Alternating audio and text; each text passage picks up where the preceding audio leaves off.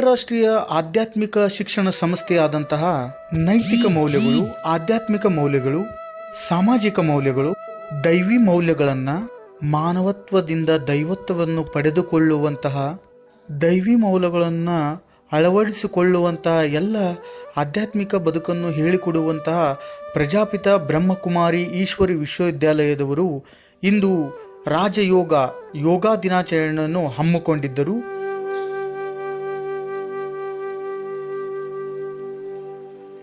ಇದರ ಅಂಗವಾಗಿ ಈ ಒಂದು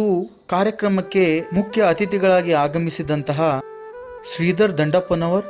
ಹಾಗೂ ಯೂನಿವರ್ಸಲ್ ಡಿಜಿಟಲ್ ನ್ಯೂಸ್ ಸಂಸ್ಥೆಯ ಸಂಸ್ಥಾಪಕರು ಅನೀಸ್ ಕೋಜೆ, ಇನ್ನು ಈಶ್ವರಿ ವಿಶ್ವವಿದ್ಯಾಲಯದ ಸದಸ್ಯರು ಹಾಗೂ ಅಧ್ಯಕ್ಷರು